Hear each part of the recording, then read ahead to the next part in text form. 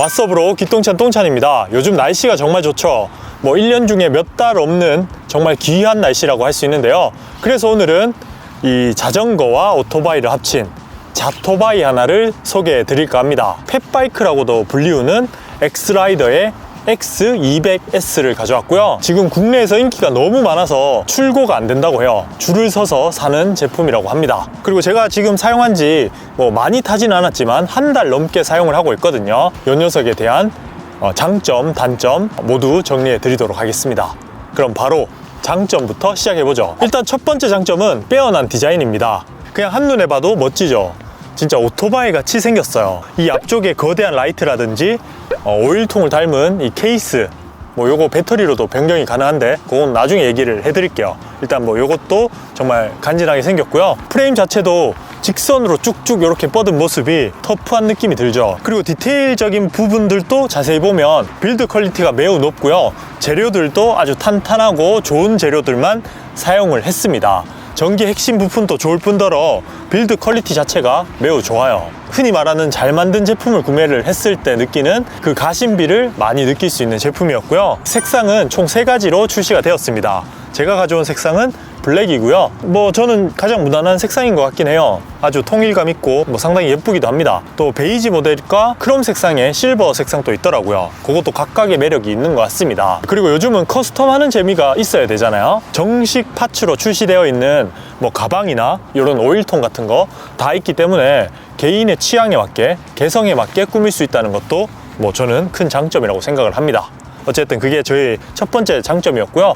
두 번째 장점은 뛰어난 성능입니다. 스펙이죠. 우선 제가 가져온 X200S 같은 경우는 모터 파워가 1000W입니다.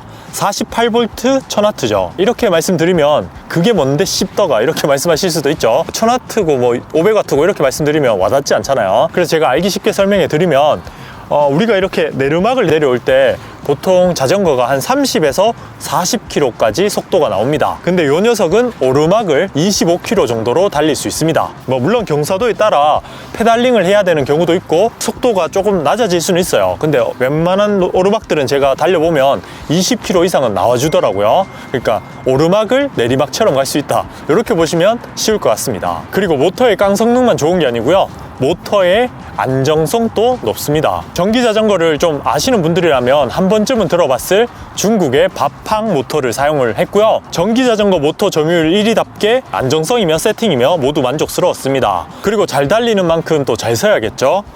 브레이크도 앞뒤 모두 유압식 브레이크를 사용해서 무거운 이 자전거의 중량과 저의 이 거대한 몸뚱아리까지 잘 멈추도록, 안전하게 멈추도록 잘 세팅이 되어 있습니다. 그러니까 뭐 주행을 하면서 불안한 느낌이 전혀 없어요.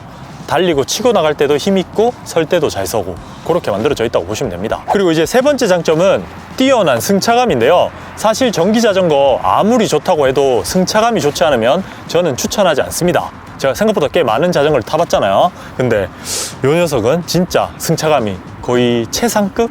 거의 1등 수준으로 좋았습니다. 그 이유는 여러 가지가 있는데, 일단 타이어부터 이 광폭 타이어를 사용했죠. 펫바이크답게 아주 넓은 20인치의 큰 타이어를 사용했기 때문에 주행 안정성 자체가 뛰어납니다. 뭐 제가 쉽게 설명해 드리면 스케이트 탈 때 바퀴가 작으면 진짜 돌뿌리 요만한 거에 걸려서 넘어질 수 있거든요. 근데 바퀴가 좀 크면 뭐 돌뿌리나 뭐 나무 조각이나 이런 거에 넘어지지 않습니다. 이 자전거도 똑같아요. 타이어가 작고 뭐 폭도 좁게 되면 작은 장애물에 전복될 수 있는 위험이 있습니다. 고속으로 달리면 더더욱 위험하죠. 근데 이 녀석은 타이어가 넓고 이렇게 큰 타이어를 사용해서 주행 안정성 자체가 좋아요. 물론 뭐 이렇게 하면 단점이 연비가 좀 떨어질 수 있다는, 그러니까 전비가 좀 떨어질 수도 있다는 단점이 있긴 하지만 뭐 그렇다고 설명하기에는 배터리도 충분히 오래가고 뭐 전체적으로 다 좋았습니다. 그리고 두 번째 요인은 이 앞쪽과 뒤쪽의 서스펜션인데요. 특히 앞쪽에 있는 이 도립식 서스펜션은 웬만한 연석은 잘 받아줘요. 진짜 오프로드 제가 꽤 주행을 해봤거든요. 전혀 문제 없습니다. 두두두두두, 다다다다다, 네, 그렇게 갈 수 있어요. 그리고 뒤쪽에는 스프링 서스펜션이 달려 있는데요. 아무래도 체중이 많이 실리는 곳인 만큼 내구성이 좋은 그런 서스펜션을 단 것 같아요. 뭐 약간은 팅팅거리는 그런 느낌이 있긴 하지만 그래도 전체적으로 앞뒤 모두 밸런스가 좋은 편이라 뭐 저는 개인적으로 승차감은 매우 좋다고 느꼈습니다. 그리고 세 번째 요인은 안장이죠. 이 왕빵댕이를 받쳐줄 폭신폭신한 쿠션이 있기 때문에 몸으로 느껴지는 그런 1차적인 진동 이런 것들은 안장에서 잘 걸러주는 그런 느낌이었어요. 그리고 이제 네 번째 장점은 자전거를 전문으로 만드는 브랜드답게 편의성도 높고 뭐 디테일적인 부분 모든 게 신경 쓴 게 느껴집니다. 일단 배터리부터 좋죠. 기본 LG 48V 20A 배터리가 탑재되어 있고요. 디자인 때 말씀드린 것처럼 이 5일통까지 배터리로 변환을 하면 55A까지 사용이 가능해요. 이게 뭐 어느 정도인지 와닿지 않죠? 네, 제가 킬로수로 말씀드릴게요.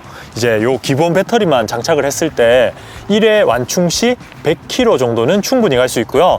좀 날씨 좋고 뭐 페달링도 좀 많이 하시고 이러면 한 130, 뭐 140까지도 달릴 수 있다고 합니다. 그리고 요 5일통까지 배터리로 전환하면 거의 300km 넘게, 그러니까 대구에서 서울까지 한 번에 갈 수 있는 그런 배터리 용량이 돼요. 물론 얘는 좀 비싸요. 따로 구매하시면 100만 원이 넘습니다.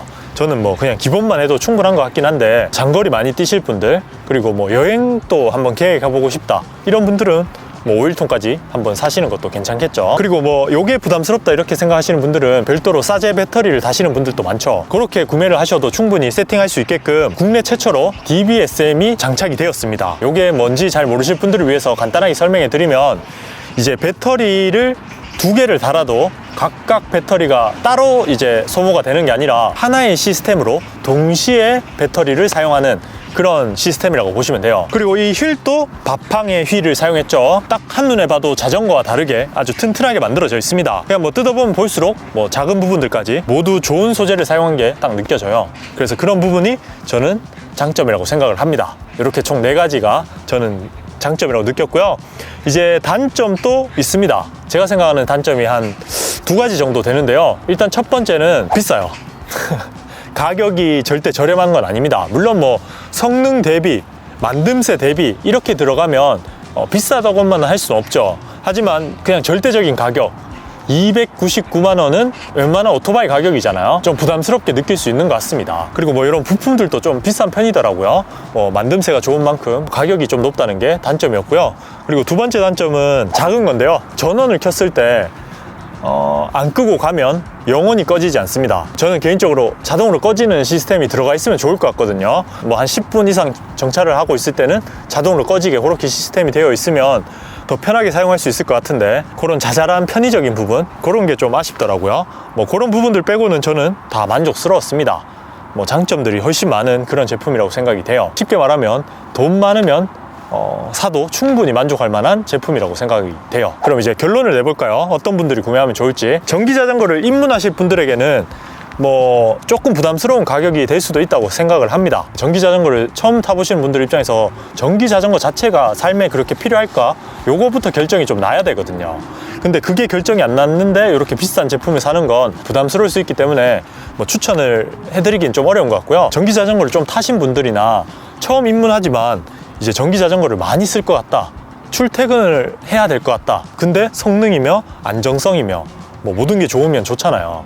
사실 전기자전거도 위험할 수 있는 제품인 만큼, 또 고장도 잘 날 수 있는 제품인 만큼 확실히 믿을 수 있는 제품을 한 방에 가시는 게 비용적인 측면에서 더 좋을 때가 많거든요. 그러니까 제가 말씀드린 것처럼 전기자전거를 좀 아시는 분들, 그런 분들 딱 선택하면 좋을 것 같고, 이제 전기자전거를 좀 많이 쓸 것 같다, 사용 빈도가 많을 것 같다, 출퇴근용으로 쓸 것 같다, 이런 분들에게 추천을 해드립니다.